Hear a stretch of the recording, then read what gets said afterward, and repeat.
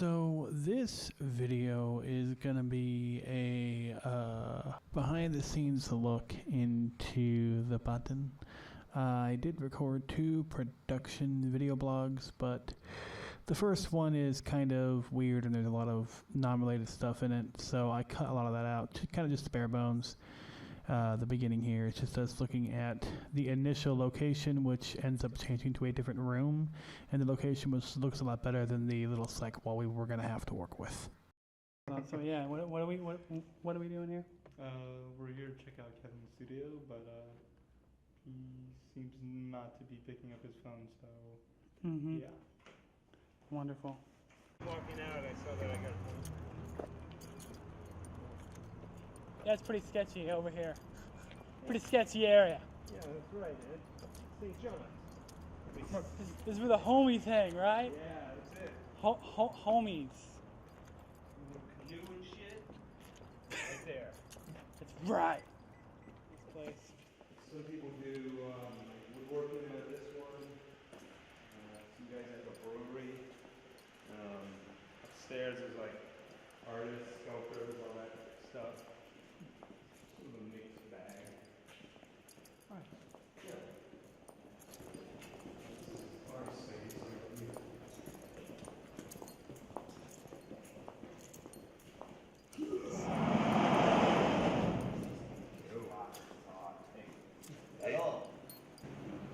Yeah. Especially, it's just a dialogue sequence, so we can just do one actor, do all their lines, switch to the other side, do all the other lines, and that's it. And that is it. That's the whole day, actually. It's a very quick day. So shouldn't be an issue. The UPS truck, this whole thing just rumbles. That's cool. But that's the thing, it's not like, it's like a freeway over there. It's like one car, and then it's gone. We should record that sound. We should record that sound. On purpose. On purpose. That'd be sweet. Yeah. All right. I think we got it. Sure, yeah. The last point they make at the end of the video is talking about vehicles and other delivery vehicles going through the parking garage on the upper floor, which isn't typically a problem. They just randomly come in, so audio is not that big of an issue. We do end up talking about possibly recording the sound because it sounded really cool, but we ended up not using it in the final take. So this is a slideshow of a few photos we took during the filming. There weren't many photos taken, which is just a shame. This is a time-lapse that we recorded here. We recorded this on the day of shooting the main dialogue scene between God's filter and Emma's character. This is the main scene with the button. This was one of the only time lapses that survived multiple days of me recording on my backup camera. I'm not quite sure, but I believe what happened is, unfortunately, the cards got formatted when we went as a class to do another movie, and one of the cards that got formatted was my personal card and not the cards for the camera. So I lost most of the behind-the-scenes footage, except this nice little tidbit here. Now, after this, we're going to go ahead and go into production blog 2, which has a lot of nice little nuggets and a table read, and then I'll catch back up with you for a few more talks about the remaster before this wraps up.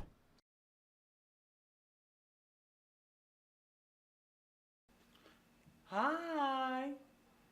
I'm doing the shot list. It's so long. I thought I'd show you guys this because I'm actually stumbled across something that we've already cut. It only made it in the shot list because I thought it'd be a cool idea. That's when I realized, it's not really worth it or anything. So, yeah. So here I am using OpenOffice, doing this thing, right? That's my shot list. Wonderful. And here you'll notice something very interesting. Underpass, shot 11A. And that is not going to be on here. Why is it not going to be on here? Because we don't actually need that shot. That's why. It's not needed. So that's a pre-production meeting thing. We met. I didn't show you guys that, sorry. But we met. We AD, Roman, Josh, me, we met. We only had like 45 minutes to burst through this thing. I had to write it down because I don't have a laptop. So I wrote all this junk down, and that's what I'm making sure I'm in focus. And that's what happened. So, and also during another meeting on Friday, we had like 20 minutes with the actors. So that happened. So, yeah, that's cut already. See? So things will be cut. That soon. They'll be cut. Kill your babies. Kill your babies for scheduling issues. You must. Am I in focus? No. Well, now I am. Well, hello there. Haven't seen you in a couple days. It's Monday morning. Oh, it's so early on Monday morning. It's 9:50 a.m. Walking to school. Just got off my train stop. I can't see it very well. And yeah, today is the main table read with the actors, and today is a pretty big day. I'm gonna go through the script with the actors and get everything changed and go through it. But I have them go through the script and really help me add a bunch of notes, change all the dialogue around, add anything that needs to be added, cut anything that needs to be cut that we can't shoot immediately. My backpack. Oh, geez, that's my backpack there. And then yeah, just gonna get everything changed, and that's really it. That's what we're doing. Big day. Gotta work with the actors. Yeah. What is this? I can be Brandon today too. So, Be okay. hospital room. Introduce your character.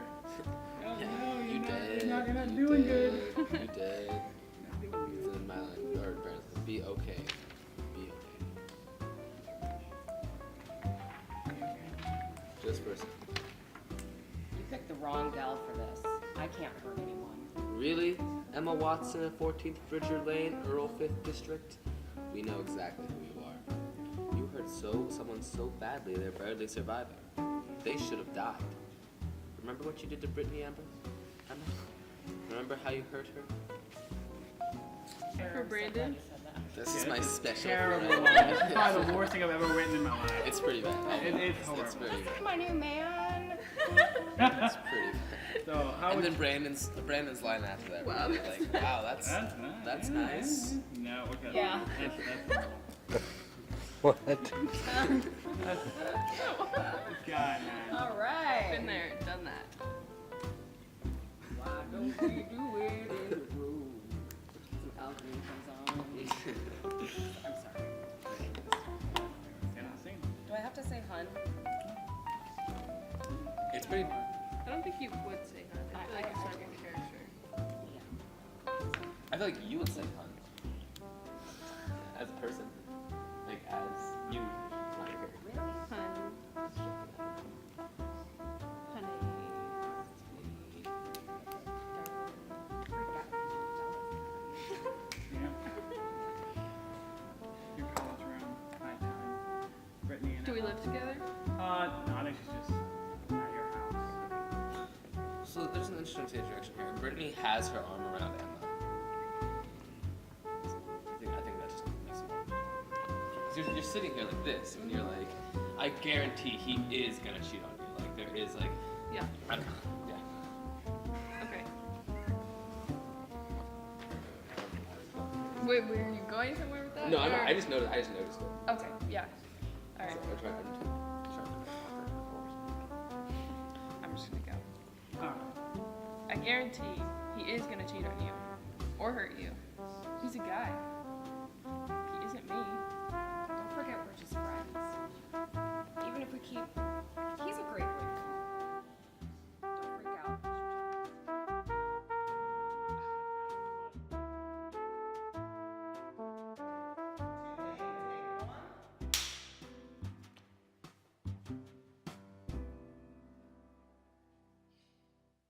And action! And no, actually, Chris, you didn't film any of that because only one clip got saved to your computer before the aforementioned card was formatted. That's a shame. Let's move forward now to the remaster, and we'll go through some of the work that's gone on with it. Very happy the table read survived, because it is a...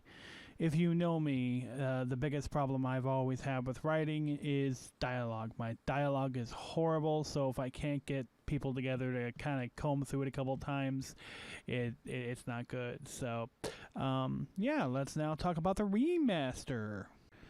As you can see here, the biggest part of the remaster, besides some extra compositing and heavy editing, most of it was done in audio. On the video side, what we mostly did was take some insert shots of a key and a button that we didn't quite have before, really at all. They were out of focus and they weren't really existent, and reshot those as new shots, and then I went ahead and sprinkle those throughout the thing, and then also just really heavy editing. The big thing we did is there's 2 or 3 cutaways I'll show you here in a minute that we used AI upscaling for, and that AI upscaling helped tremendously because we needed a few cutaways that we just did not have before.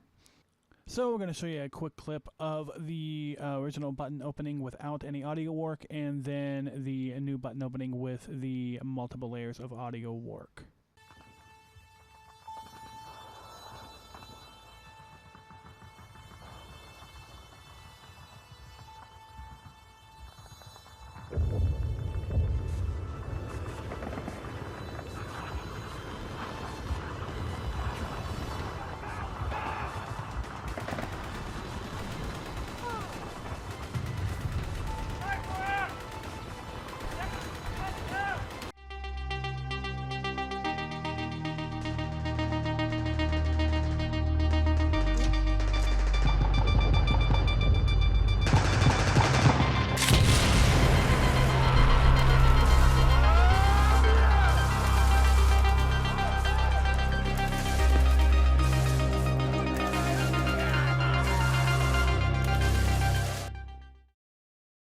As you can see or hear, that is a huge difference. Not only have we upscaled it all to 4K and did heavy video editing, the multiple layers of audio linked together stock footage, cut shots, and other elements that I have composed together to completely redo the opening, because it was like pretty terrible before, I'm going to be honest. It was alright, but it wasn't that great. And this version, I feel, is much better, and the audioscape really sucks you into the absolute chaos our character is in. The other main change in the main opening is that we are not following Emma through this beginning. We are simply watching the battle happen. Emma happens to be in it, and then we notice that she's the main character. We start to linger on, she gets hit, and then she wakes up in the room. So it's a very wide beginning to a singular person instead of a singular person with some stuff going around them. Also, the original effects were just dog shit, so we fixed those up. When it comes to the AI upscaling, it was mostly used for one shot. However, the entire film has had an upscale from 1080 to 4K. As you can see in this one shot here with God's Filter, Mackenzie's character, great guy, by the way.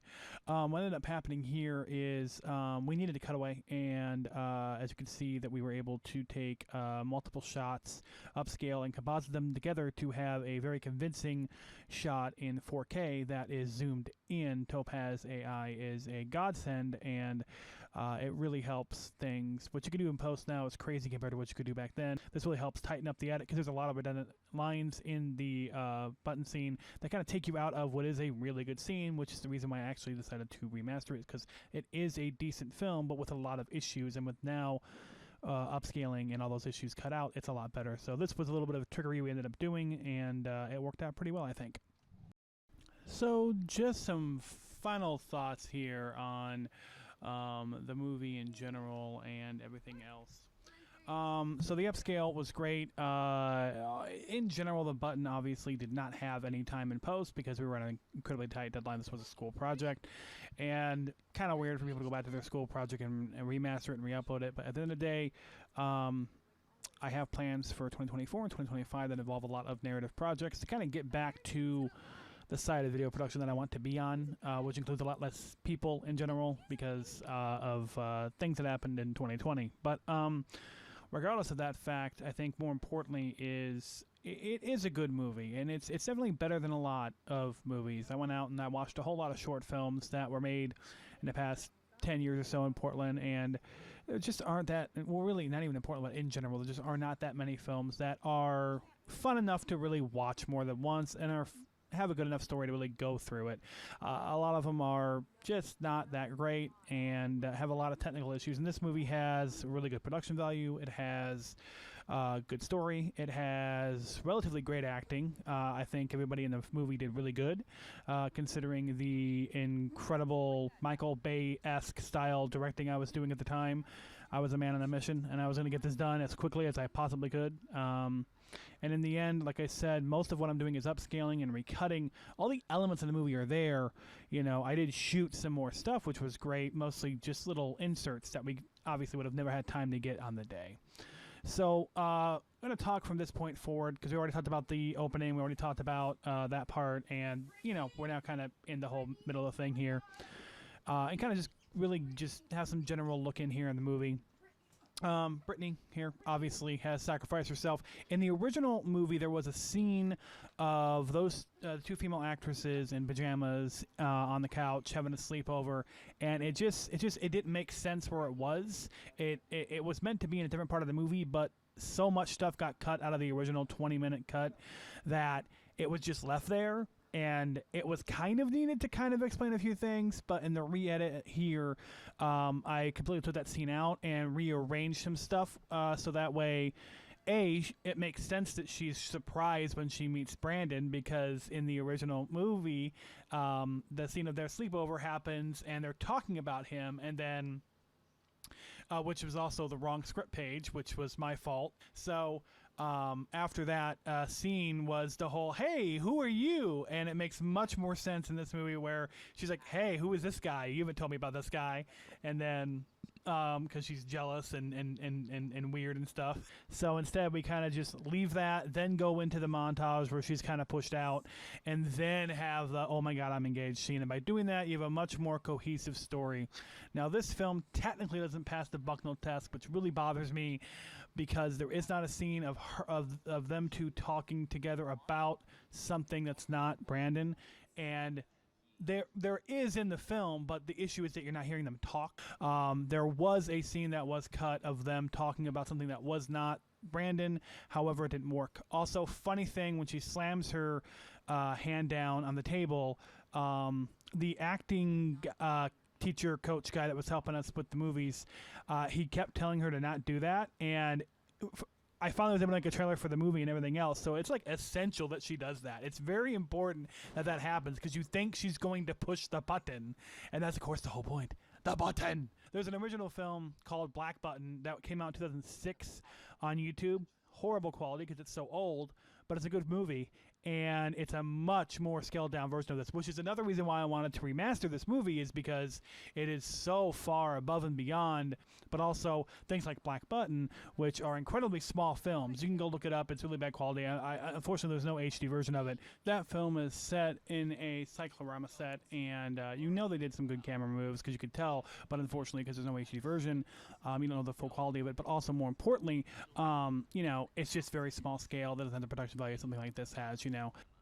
Many times in this scene, and particularly right now, she does kind of give, she starts giving in. Like, he's reeling her in, and then she pops out. He reels her in, then she pops out, which I really like about this scene. It's like she does have a moral compass. She knows what she's going to do, but he is very convincing, and the reason why it doesn't work out is because he goes too aggressive. In Black Button, the other guy kind of goes with it, and anyway, the whole point is you push a button, you kill yourself. That's actually the whole point. If you're this deep into this 20-minute tirade about the button, congratulations, you now know what's going on with it. But sorry for the spoilers. Anyway, So this movie was 3 scripts put together, and this re-edit kind of hones it down to its own story, which is really good. And yeah, here's Emma coming home and ring the doorbell. And I think the more important thing too about this is media preservation. The main reason I went ahead and did this to remaster it, first off, to give this movie its proper time in post, and also to preserve it. And unfortunately, I actually couldn't get a hold of a lot of people that were in the movie, which is kind of depressing when you think about it. But regardless of the fact, I hope everybody's doing well, and more importantly, media preservation. This was actually a 720p upload, and unfortunately, it was starting to get desynced and tear apart, which meant that it was going to be lost. I didn't actually have the original copy, which made this remaster and re-edit incredibly difficult, and the photos you saw are unfortunately the only photos anybody seems to have taken of the film, which is strange because most of the other movies actually have a lot of photos that people took. So once again, it's just not being able to get a hold of everybody and everything else. But this should be the final version of this film, and well, it will be, because I'm not going to go back to it after this. It's not that good. And more importantly, it's preserved for time and better quality with surround sound, and more importantly, you know, everybody who worked on it, their legacy is locked in here. Like I said, I couldn't get a hold of some people, and I am actually a little worried about some people that may be involved with this. I think they may have actually passed. And media preservation is incredibly important. Buy Blu-rays, buy physical copies. I will actually be burning this onto a Blu-ray for myself. Just buy physical media, back up, and make sure you have everything you possibly can, so that way you can preserve your media for as long as possible. This story is important to me, and after going through this and some rough times in my life here doing this, I'm very excited because I now have kind of reassured myself I have the skills to go forward and do the things I can do. I've been kind of held back in the past few years, and this project reminded me of what I'm capable of doing when I really put my all into it, and that's what I'm hoping to do from this point forward. I want to thank you so much for watching The Button, listening to me ramble, and watch all this behind the scenes. I wish that there was more I could put in here, more photos, more stuff, but it's just not possible, and that is very depressing indeed. Have a great day, and I hope anybody that was ever involved with The Button or anything I've done since, I want to thank you all very much, and I hope that everybody is well, healthy, and good. Even if I wasn't able to get a hold of you, I hope you're able to find this and watch this. Thank you so much, and have a fantastic day. This will be on YouTube for free in perpetuity. Thank you so much. Bye-bye.